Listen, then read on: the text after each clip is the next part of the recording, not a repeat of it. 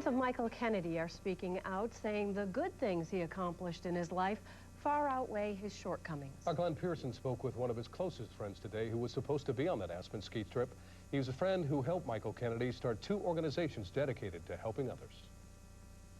He was truly my partner. The private wake for Kennedy will be held on tomorrow and his funeral on Saturday. And of course, Fox 25 News will continue to follow the developments in the death of Michael Kennedy. And of course, we'll bring them to you as soon as they happen. Ahead on Fox 25 News at 10. What do you get when you don't watch television for an entire year? Hear how one local kid's resolution really pays off. Also ahead at 10:20, why crime doesn't pay in Boston. At 10:22, hear why fans of Princess Diana are actually lining up to buy tickets. And at 10:28, a frosty plunge that'll have your teeth chattering just to look at it. Day one, but how long do you think your New Year's resolution will really last? A day, a week, a month, a whole year? Well, a Randolph girl made hers last that long. Fox 25 News reporter Rosalind Jordan shows us how this 10-year-old did it. Oh, I miss you too much. Seems like typical kid stuff, staring at the TV all day. But Jess Dolgin swore off TV for all of '97, not because she hates TV. Full House, that's like my favorite show. And I liked Sabrina too, and Clueless, and those are like my 3 favorite shows. But to prove she could be trusted. They'll think that I didn't watch it, and they can trust me about that because I would like really feel bad for myself if I did that. Her parents wondered, would Jess do it? I just didn't know that she'd have the resolve to keep it going for the full year. She did, again, all on her own. She earned $1 a day for her college fund, and she had some help from her friend Lauren, brother Max, and sister Samantha. She even quit watching for a couple of weeks. Jess discovered some other ways to pass the time. This one is a really good book. She communicated more, I would say, whether it be her friends or us.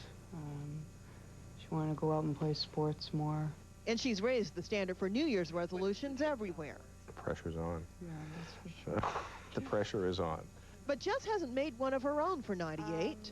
Not yet. I think I've had enough. In Randolph, Rosalind Jordan, Fox 25 News. Coming up. Gate, live from Studio 1A in Rockefeller Plaza.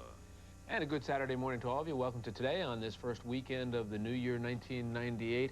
And it seems astonishing how each time one of these tragedies takes place in the Kennedy family, and you look back to see how many there have been in the past. Yeah, seeing them all gather for a wake and for a funeral like they are today is an all too familiar sight. Far too familiar for us. Well, coming up this morning, we'll be talking with 2 people who have chronicled the Kennedys over the years, get their thoughts on what this latest entry in this legacy means. Jody? Also, Jack, coming up in just a few moments, we will have an update on Steve Fawcett and his attempt to be the first balloonist to go nonstop around the world. It looks as though his flight might have hit a snag.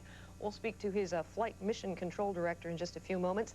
And then we're going to talk about New Year's resolutions. Right. As we said, the first weekend in the new year, everybody makes, or a lot of people make New Year's resolutions. We'll have an expert on here. He will tell you, if you want to make some New Year's resolutions, here's what you can do to make sure that you follow through with them. We're also going to have the author of an interesting book talking about how parents, in their zeal to do the right thing, might be doing all of the wrong things in raising their children nowadays. Some very interesting thoughts. And we're going to meet a 10-year-old girl who gave up television for a year. That was her New Year's resolution in 1997.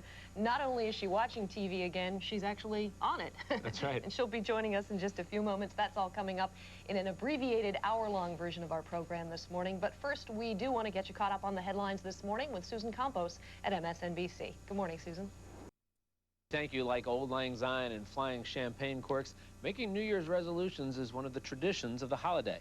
Perhaps the most traditional of those resolutions, to lose weight by exercising more and eating less. But whatever the promise, for many, come the second week of January, that resolution becomes a distant memory. Joining us now to help us all with that, television personality, motivational speaker, and author of The Joy of Failure, Wayne Allen Root is here. Some ideas on making those resolutions stick. Wayne, how you doing? Hi, Jack. How are you? Good. Why do you think it is that people look at these New Year's resolutions the day they make them so seriously, and then afterwards it's like, it's just a New Year's resolution? Well, you know, I wrote a book called The Joy of Failure for a reason, because life is tough. You know, I mean, I love life. I get excited about life, but there's a lot of rejection. There's a lot of failure. The word no keeps cropping up. And so people set their New Year's resolutions and then they fail. And so it becomes a self-fulfilling prophecy. Next year, in order to not be hurt, they say, I'll make it like a joke. You know, they laugh about it. Their friends have failed.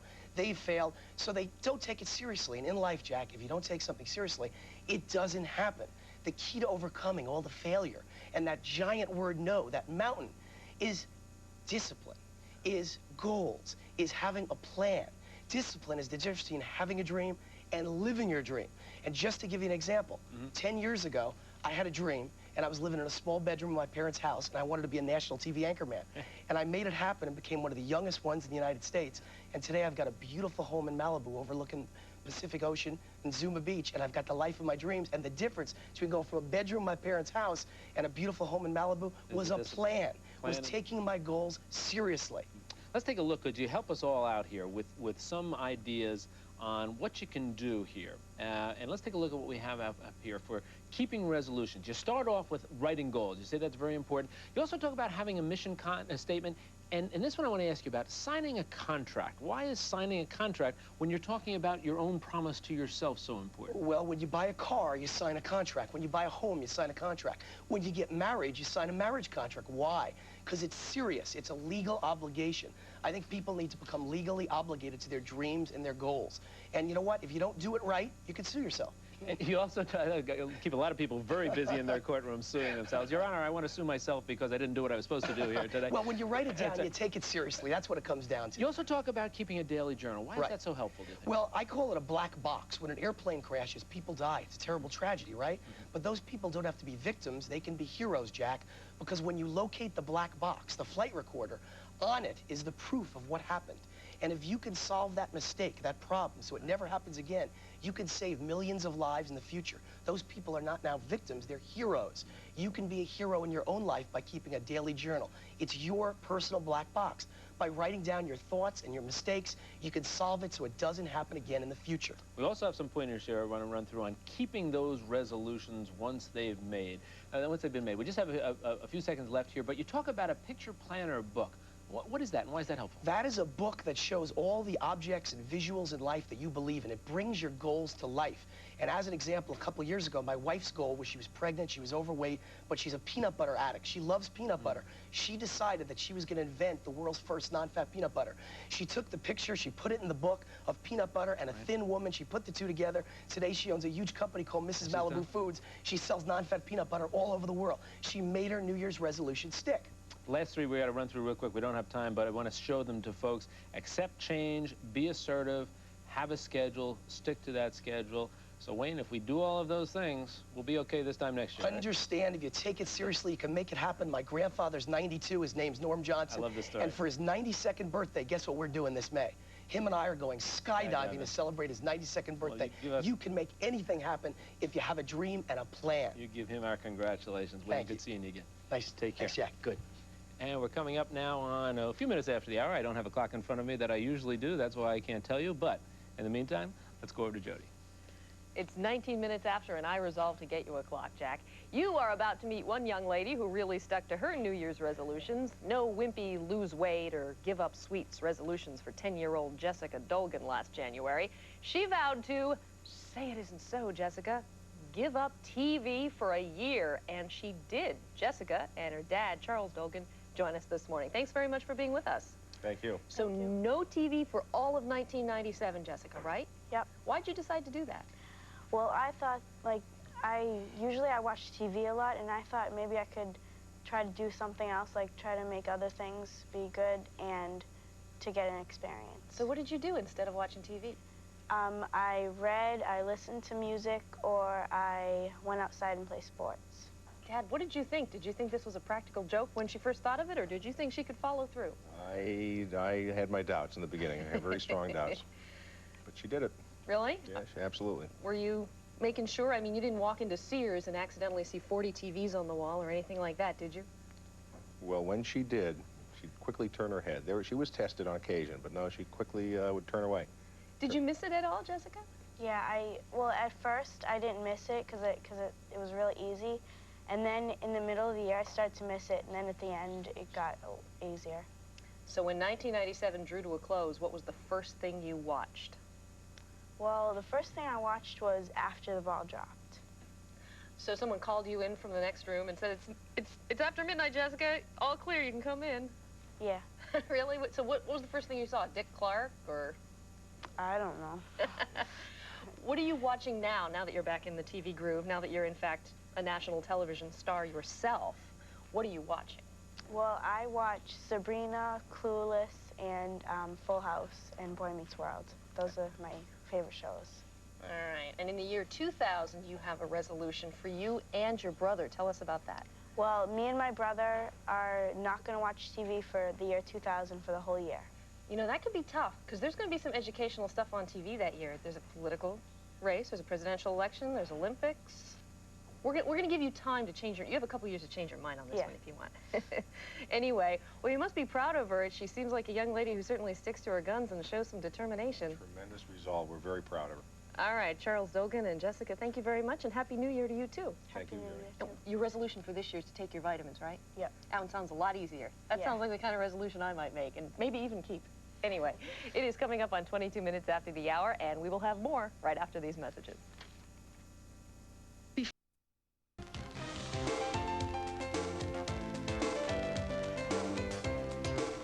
And good morning again, America. I'm Lisa McCree. And I'm Tom Bergeron in for Charles Gibson. It is Monday, January 5th. And coming up 5 days after New Year's, are those New Year's resolutions already growing dim? Do you want to change, but do you just feel stuck in your old behavior, old habits? We're going to help you conquer your fears and get everything you want. It's a series, and this is no pie in the sky promise. We're devoting all this week to it. And if you join us, we promise that you'll be at least have some tools to live your personal best. Indeed.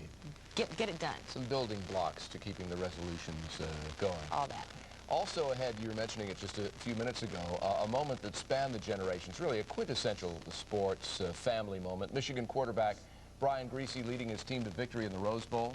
3 decades before, his father played in the same championship, and this time he was announcing his son's victory for ABC Sports. Meet football's dynamic father and son duo, Bob and Brian Griese. Can't wait to meet them. That's going to be great. Also coming up, a little girl who made a New Year's resolution a year ago to give up TV. Can you imagine? She did it. She's 10 years old. She missed a year of programming, and first thing she did was click on the TV when the ball dropped. 12:01, boom, right to the TV. We had somebody on our staff ask her what it is that she was looking forward to seeing, and she said something like, well, TGIF, a duh. Right, Sabrina, and all that stuff. There's a little duh in there. So we're gonna talk to her and see if she learned anything from her year without the tube. First, though, Kevin Newman with the news. Okay, Lisa, Tom, thanks. Good morning, everybody. Well, the aerial odyssey of Steve Fawcett is over. This morning, he decided to end his 3rd attempt to become the first person to circle the globe in a balloon. The odyssey that began in St. Louis last Wednesday ended in southern Russia. We get more from ABC's Sheila McVicker. Yes, I had... Beset by problems, shivering with cold, balloonist Steve Fawcett brought his latest attempt to fly around the world to an early end this morning, landing in Russia. Russian air traffic controllers confirmed that the Solo Spirit, which took off from St. Louis 6 days ago, has landed in Russia, north of the Black Sea, about 100 miles from the Russian town of Krasnodar. Steve Fawcett's flight in his balloon Solo Spirit has been in trouble since Saturday. Steering north to avoid Libyan territory, the Libyans gave their permission for him to fly over too late. He has been out of the jet streams that had carried him at speeds of up to 160 miles an hour. For more than a day, his ground controllers say, he has been essentially parked over the Black Sea, traveling at no more than 25 miles an hour. Yesterday, invisible in the fog, he told Romanian air traffic control of his difficulties. It's been very slow flying. I've only been flying 30 knots. His malfunctioning heater has left him cold. Overnight, temperatures at his feet were no more than 24 degrees. And it's really tough for any person to sit there for the better part of a week and be cold the whole 24 hours a day. I mean, how many people could handle that under normal circumstances? In the end, Fawcett has suffered another disappointment, another record-breaking attempt ending short of his goal. Still, he remains the only person who has flown a balloon more than a quarter of the way around the world, and he's done that twice. Sheila McVicker, ABC News, London. Autopsy results conclude that the accident that killed Michael Kennedy severed his spinal cord and probably killed him within seconds or minutes. It found no evidence of drugs or alcohol in his system. Time magazine reports today that representatives of the Aspen Skiing Company had asked Ethel Kennedy to stop her family's football game on skis, the game Michael was playing when he died. Well, after a lengthy jury selection process, the trial of the accused Unabomber begins in earnest today. Theodore Kaczynski is being tried in Sacramento, charged with 4 of the 16 bombings attributed to the Unabomber. And ABC's Terry Moran is in Sacramento to cover this for us. And Terry, aside from the legal positions we're going to be hearing, there's kind of a family drama playing itself out, too. There really is, Kevin. No one is quite sure what's going to happen this morning in court when Wanda Kaczynski, Ted Kaczynski's mother, and his brother David, 2 people he hasn't seen in 10 years, and who in his writings he says he hates, come to court to try to save his life. The family has real concerns that all of the very delicate mechanisms that someone who is mentally ill, as they believe that Ted Kaczynski is, has to keep himself together could snap. They're afraid there could be a break in court today. It's going to be difficult for David, his brother as well, who, as we remember, was the fellow who turned his brother in. Well, that story could really play an important evidentiary role in this case. David Kaczynski feels deeply betrayed by the government. He says that he did an act of good citizenship, turning his brother in, telling the government that they were dealing with a man who was very seriously sick, and then feels that the government reneged on the deal not to seek the death penalty. The family's lawyer, Anthony Bisegli, talked to us about those negotiations. When we first approached the government with David's suspicions, we made it absolutely clear that the individual that we were dealing with had been suffering from a long-standing mental illness. It could be that the jury will hear David Kaczynski, his story of betrayal, and decide that perhaps justice requires life rather than death in this case. That's the hope of the defense. All right, Terry, thanks very much. Terry Moran from Sacramento this morning. Well, the question of whether Terry Nichols should live or die will soon be in the hands of the jury. Lawyers make their closing arguments today in the penalty phase of that case. Nichols could get a death sentence for helping to plan the Oklahoma City bombing, but since the jurors convicted him of involuntary manslaughter, not murder, it's thought that they may be more lenient on that issue. Tonight from ABC News, it is the premiere of 2020 Monday. Bob Brown talks to a woman who spent her inheritance on plastic surgery and thinks it's worth every penny. Barbie, you're beautiful. We first profiled Cindy Jackson more than 2 years ago when she was working to remake herself through plastic surgery into the image of her childhood model of glamour, a Barbie doll.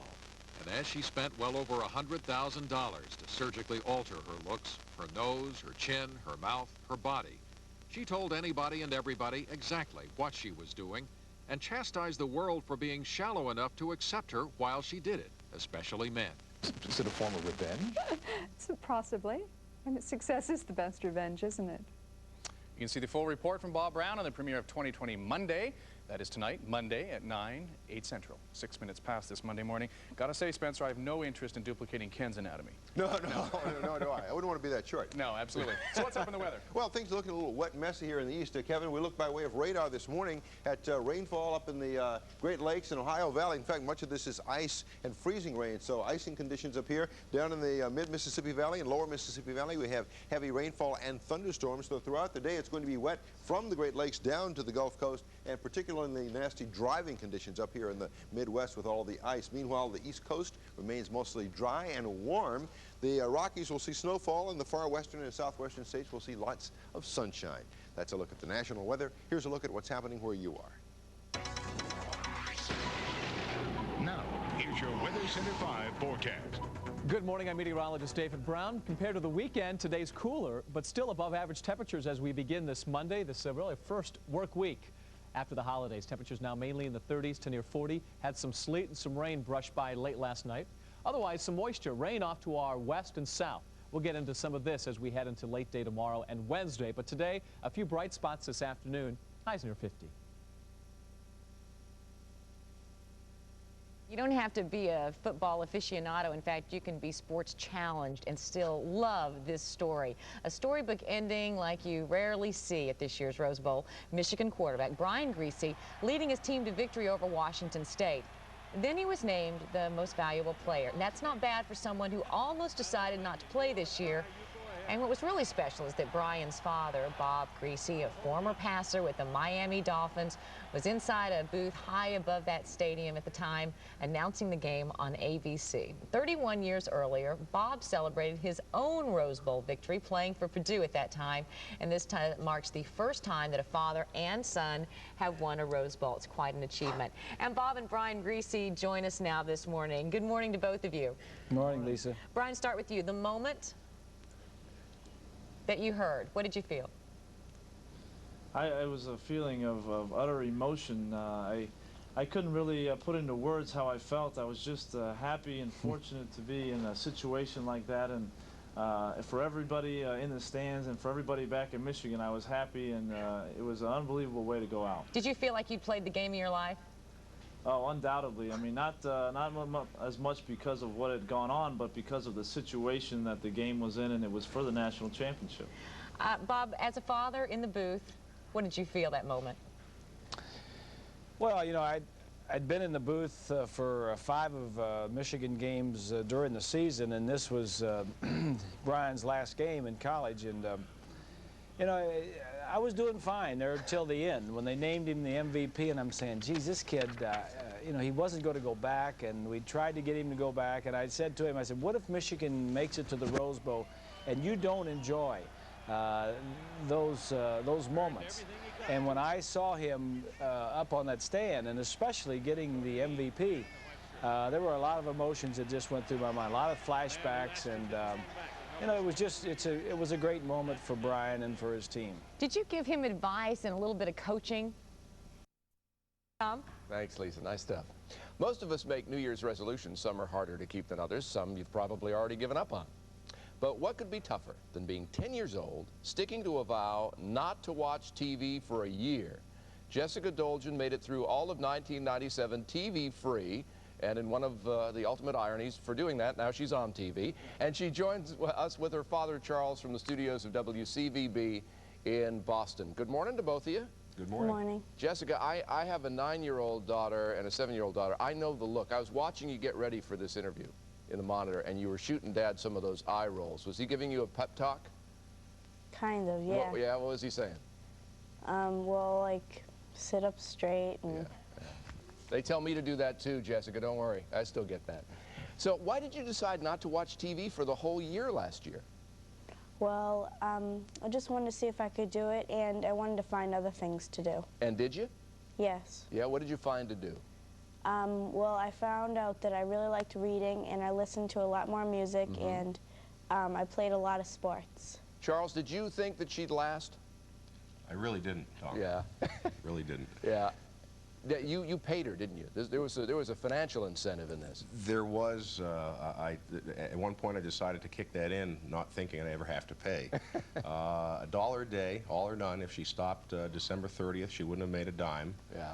But that money is going to a college fund, so I suppose I didn't really lose anything. There you go. Now, Jessica, Lisa and I were mentioning that at 12:01 New Year's Day, you had that TV on. Is that right? Yep. Yeah. What were you watching? First thing.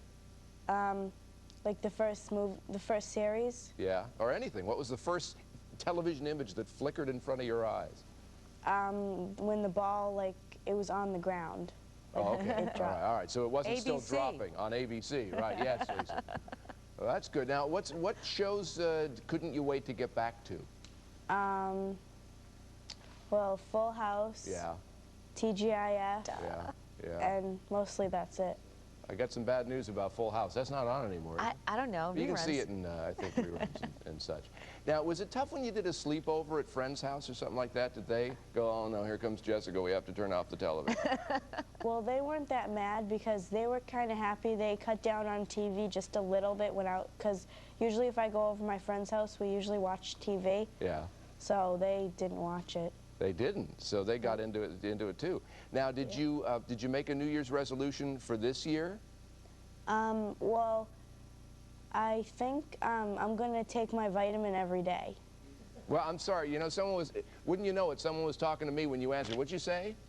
I said, well, I might take my vitamin every day. Oh, there you go. All right, well, that's a good one. Jessica, thanks for joining us. Charles, thanks a lot. Thank you, Tom. Appreciate it. Thank you. And see, now you're a TV star. How about that? for keeping your resolution. Thanks. Next, change that job. Find a